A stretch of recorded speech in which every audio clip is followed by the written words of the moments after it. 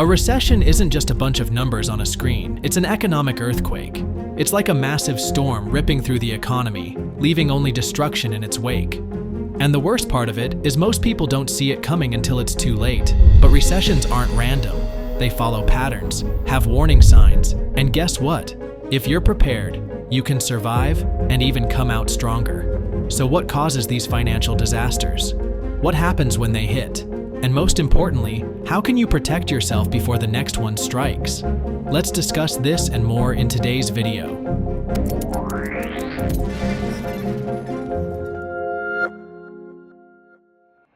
What is a recession? Alright, this might sound like an economics lecture, but don't worry, I'll make it easy for you. And there's no pop quiz at the end. A recession is when the economy stumbles, businesses slow down, people lose jobs, and money stops flowing as easily. Technically, it's defined as a significant decline in economic activity that lasts for at least 2 consecutive quarters. That means 6 months or more of shrinking GDP, lower consumer spending, and rising unemployment. It's like an economic traffic jam. Everything slows, and no one knows how long they'll be stuck. Recessions aren't rare. Since the Great Depression in 1929, the US has had 14 recessions. Some were short and mild, like the 2001 dot-com bust, which mainly hurt tech investors. Others were catastrophic, like the 2008 financial crisis, which wiped out $8 trillion in stock market value, caused 8.7 million job losses, and triggered a housing collapse. Even the COVID-19 recession in 2020 was brutal. It was the sharpest economic drop in US history, with 22 million jobs lost in just 2 months. But here's a question. Who actually decides when a recession begins? Well, you'd think it's some official person in a government office hitting a big red button, but nope. It's determined by a small group of economists at the National Bureau of Economic Research. They analyze things like GDP, employment, and consumer spending before officially declaring, yep, we're in a recession. Ironically, by the time they make it official, most people already feel it in their wallets. So you can say that recessions don't wait for an official announcement, they hit fast, and if you're not prepared, you'll feel it before you even realize what's happening. Or as the internet says, you will be cooked. The causes of recessions. I think it's crucial that everybody who is or isn't related to finance or economics must know how a cauldron of recession actually brews. Because think of it for a second, if it's all going to take a hit, then no matter what profession you have, you will face the consequences. Your job, finances, and future plans will be affected no matter what. No one's immune to it. So why not have some knowledge about how this works, right? Let's understand it together. Number 1, economic cycles and the boom-bust pattern. If the economy had a personality, it would be that one friend who's either throwing a huge party or crashing on the couch in sweatpants. That's because economies naturally expand and contract, a cycle called the boom-bust pattern. It's not a flaw in the system, it's just how economies work. The boom phase, the good times roll. Let's start with the boom phase, the part everyone loves. Businesses are thriving, stock markets are soaring, jobs are plentiful, and people are spending like there's no tomorrow. When economies are booming, it feels like nothing can go wrong. Wages rise, companies expand, and banks lend money freely. Investors throw cash at the next big thing, and optimism fuels even more growth. But here's the problem. Too much growth, too fast, creates bubbles, and bubbles always pop. Think about the dot-com bubble of the late 1990s. Investors pumped billions into internet startups, believing they'd all turn into the next Amazon. Stocks skyrocketed, but many companies had zero profits. Some didn't even have real products. When reality set in, the market crashed, wiping out $5 trillion in market value. The bust phase. The party ends. When things get overheated, the bust phase kicks in. Businesses slow down, job losses start, and spending drops. Investors panic, selling off stocks, which only makes things worse. Sometimes, the Federal Reserve steps in, raising interest rates to cool things down. But if they do it too aggressively, they can accidentally trigger a recession. A perfect example is the 2008 financial crisis. Cheap loans fueled a housing bubble, and when the bubble burst, banks collapsed, unemployment soared, and the global economy went into a tailspin. The economy runs on optimism, But when that optimism turns into blind risk-taking, the crash is inevitable. Number 2. Major causes of past recessions. Recessions don't just appear out of nowhere, something always triggers them. Sometimes it's a stock market crash, other times it's inflation, a housing bubble, or a global event like a pandemic. Let's break down some of the biggest recession causes in history and how they sent economies screaming. Stock market crashes. The stock market isn't the economy, but it sure can drag the economy down when it crashes. A perfect example is the Great Depression of 1929. The stock market had been on a wild run throughout the 1920s, with people pouring money into stocks like they could only go up. Then, in October 1929, reality hit. Stocks lost nearly 90% of their value, banks collapsed, businesses shut down, and unemployment soared to 25%. It took a decade and World War II to pull the economy out of that hole.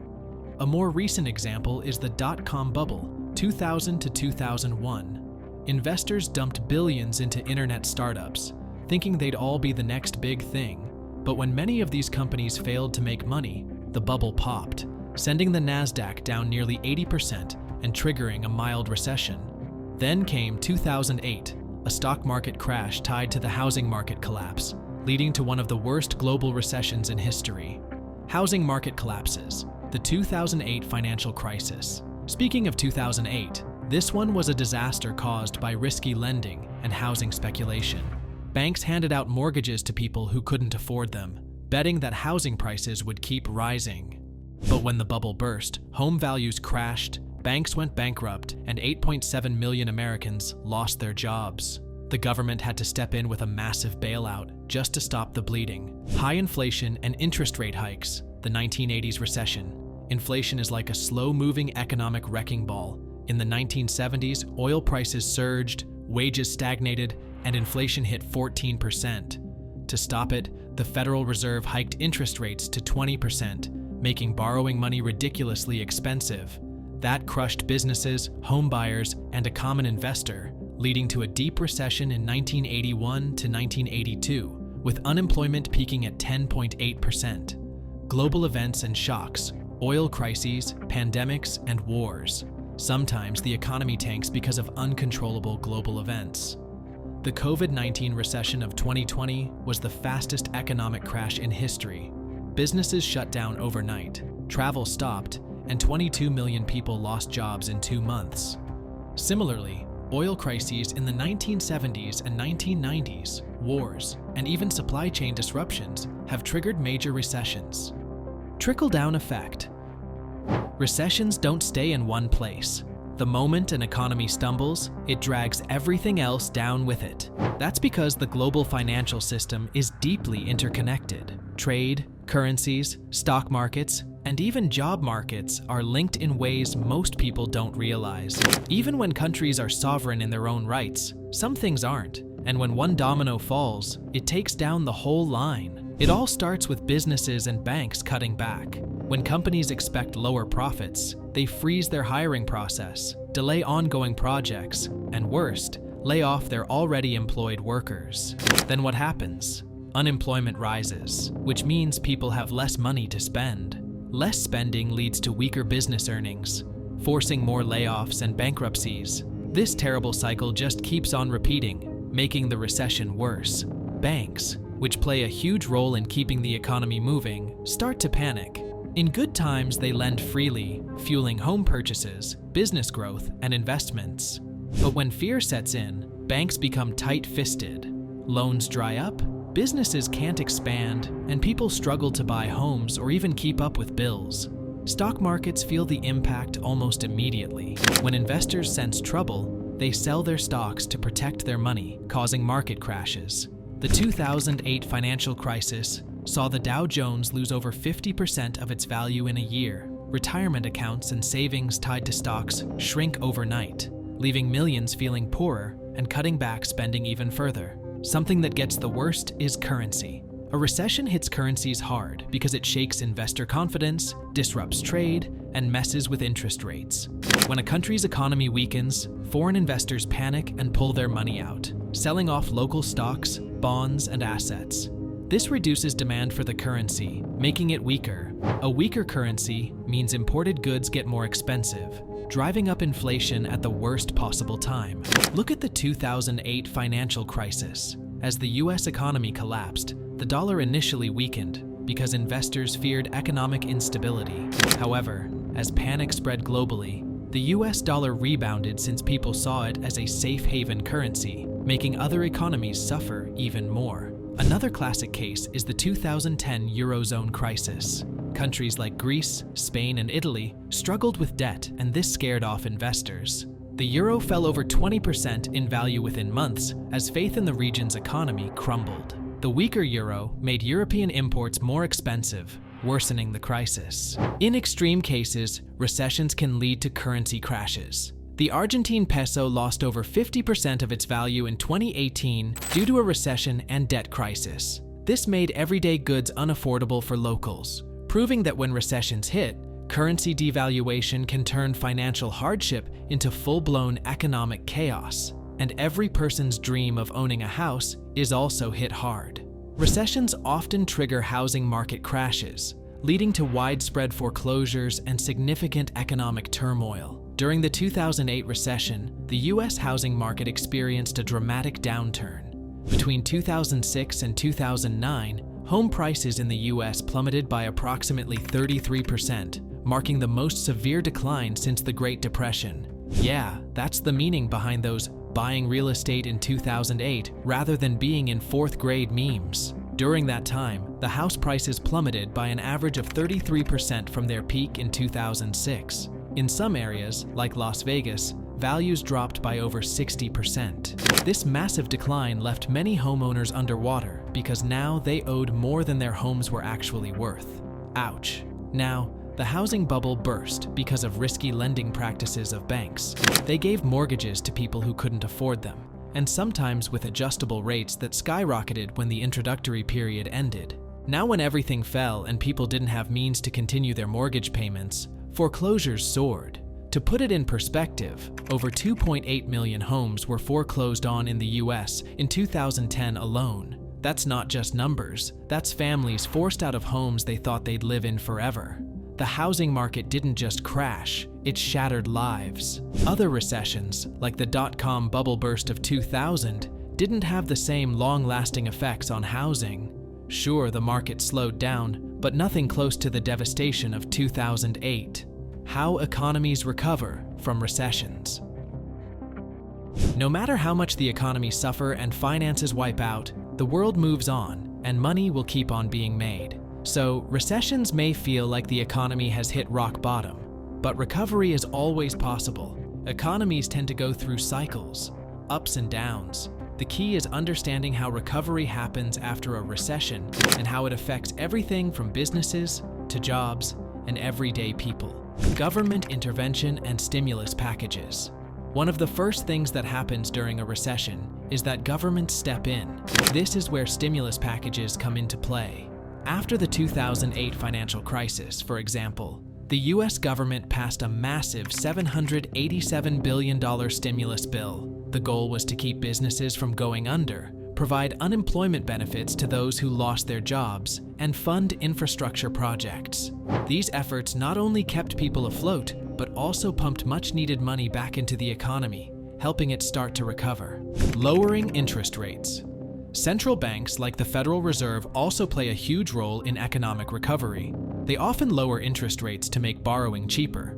Think about it. When banks offer low-interest loans, businesses can invest in new projects, and individuals can buy homes or cars more easily. This boosts spending and demand, which drives economic activity. In 2008, the Federal Reserve slashed interest rates to near zero to encourage borrowing and stimulate growth. While low rates alone don't solve everything, they can jumpstart the recovery process.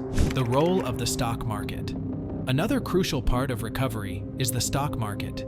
During a recession, the stock market tends to take a hit, with stocks losing value as people are afraid of losing their invested money, so they start to pull out of risky assets. However, over time, markets recover as investors regain confidence. After the 2008 crash, for example, the S&P 500 lost about 57% of its value from its 2007 peak to its trough in 2009.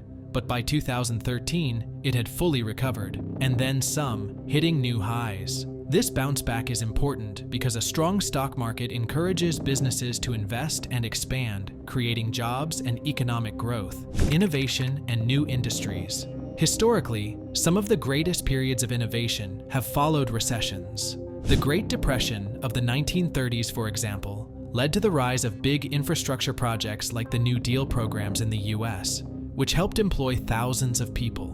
More recently, after the 2008 crisis, we saw a boom in technology and online businesses. The rise of companies like Airbnb, Uber, and Instagram changed the way we work, travel, and live, all born out of the need for new business models during hard times. Consumer confidence and spending. A crucial element of recovery is consumer confidence. After the initial shock of a recession, as people begin to feel more secure, they start spending again. This has a ripple effect. When consumers buy products, businesses sell more, and they, in turn, hire more workers. Once the job market improves and people have more disposable income, the cycle of economic growth picks up. Global cooperation. In today's globalized economy, recovery is not just a national matter. Countries often work together to help stimulate the global economy. For example, during the COVID-19 recession of 2020, major economies coordinated monetary policies, including interest rate cuts and stimulus spending, to help the global economy bounce back. These international efforts can help ensure that no single economy is left behind and that the recovery process is smoother overall. How to prepare for a recession. Now, if you've seen the news, it has been all negative things everywhere for a long time, but luckily, no economists are predicting a recession right now. In fact, the average probability that a recession will occur within the next 12 months, according to 70 or so economists surveyed, has been declining for the past 10 quarters, from a 63% chance in the third quarter of 2022 to just 22% today. But you know what? Many of the experts were wrong the last time the world went under, and there is always a chance that they will be wrong again. So if that happens, you need to prepare your floodgates and do what's important to keep your boat afloat. Let me give you the most practical and logical advice for keeping your finances recession-proof. A. Increase your emergency fund. Have you got an emergency fund? If not, you better start building one. This is like your financial safety net, the thing you rely on when times become hard. Whether it's a job loss, unexpected medical bills, or any random disaster, you have to have enough money which can help you survive. The rule of thumb usually is to have 3 to 6 months worth of living expenses saved up.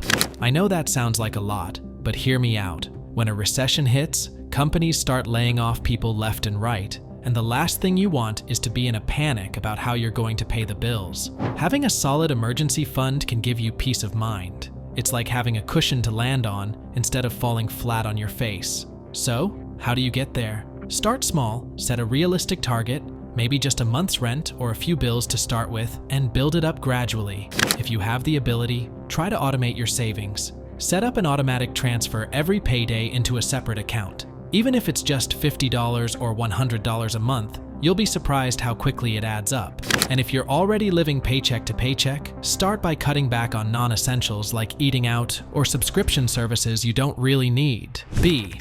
Diversify your investments. Don't put all your eggs in one basket. I'm sure you've heard that a million times, but it's the truth. If the market tanks, you want to make sure that some of your investments are still standing strong. Instead of just sticking to one type of stock or bond, mix it up. Consider adding some safer options like bonds or gold. Maybe even some international investments so that if one country's economy tanks, yours doesn't go down with it. Don't be afraid to step outside the usual stock market either. Diversification is your shield, and it's worth the effort to research a variety of investments. C. Cut unnecessary spending. This is one of the easiest yet most effective ways to recession-proof your finances. Look, I get it. We all like to have nice things, but in tough times, it's important to prioritize. Start with tracking your monthly expenses and identifying the things that aren't essential. Subscriptions you forgot about, or that daily coffee run. Ask yourself, are they really worth the price tag? Cutting these costs doesn't mean living like a hermit. It's just about being more mindful. Cook more meals at home, cancel memberships you don't use, and shop smarter. You'd be amazed at how much you can save by just trimming the fat. Every dollar saved adds up, and it's money you can put towards building your emergency fund or investing. D. Pay down high-interest debt. If you've got credit card debt or any other high-interest loans, now's the time to prioritize paying them off. Interest piles up fast, and if you're only making minimum payments, you're basically throwing money away. Start by paying off the highest interest debts first, known as the debt avalanche method. If that's too overwhelming, try the debt snowball, paying off the smallest debts first, so you get that satisfying feeling of knocking out accounts. Freeing yourself from high-interest debt gives you more room to save and invest. Plus, it's one less thing to worry about when times get tough. Trust me, the sooner you get it under control, the more financial freedom you'll have. E. Invest in skills. When the economy gets shaky, the job market can get tough. That's why investing in yourself is always a smart move. The more skills you have, the more valuable you are to employers, or even to your own side hustles. Look into online courses or workshops in areas like tech, project management, or even marketing. What's cool is that these skills can open doors to higher paying roles, or even give you the confidence to start your own business. Keep learning and evolving. Not only does this protect your career long term, but it also gives you the flexibility to adapt in tough economic times. Stay ahead of the game. F. Create additional income streams. If you have a regular job, it's not recommended to rely on it completely for your survival. Creating extra income streams is one of the smartest ways to stay financially stable during a recession. If your main job takes a hit, having backup income can keep you afloat. Online income is especially recession-proof because demand doesn't disappear, it just shifts. For example, businesses still need services like writing, design, and coding, but instead of hiring full-time employees, they turn to freelancers. E-commerce also thrives if you sell budget-friendly or essential products. During the 2008 recession, platforms like eBay saw a surge in secondhand sales. In the COVID-19 recession, online tutoring, digital courses, and virtual fitness training exploded. The key is to build something that keeps running even if the job market crashes, like digital products, freelancing, or passive income sources. A strong side hustle means that even when times are tough, you'll have money coming in from multiple directions. That's real financial security. Signs of the next recession and what to watch for. To spot the signs of an upcoming recession, keep an eye on a few things. First, when consumer confidence starts to drop, it's usually a bad sign. People feel uncertain about the future and begin spending less, which can slow down the economy. For example, in January 2025, the Consumer Confidence Index dropped to 104.1 from 109.5 in December, signaling worries about the economy ahead. Another thing to watch is an inverted yield curve. This happens when short-term interest rates are higher than long-term ones, and it's often a red flag that a recession might be coming. Now, this might sound complicated, but it's really just a fancy way of saying short-term interest rates are higher than long-term ones, which is completely backward from the usual pattern. Normally, if you lend money for a longer period, like 10 or 20 years, you expect to get paid a higher interest rate because your money is locked up for a long time. But when investors start getting nervous about the economy, they rush to buy long-term government bonds for safety. This drives long-term interest rates down, while short-term rates stay high or even rise. It's also the most reliable recession predictor in history. Every US recession in the last 50 years was preceded by an inverted yield curve. Before the 2008 financial crisis, the yield curve inverted in 2006, and it was a warning of trouble ahead. It happened again in 2019, shortly before the COVID-19 recession. Investors see this as a major warning sign because it suggests the Federal Reserve might have set interest rates too high, causing the slowing down of the economy too much.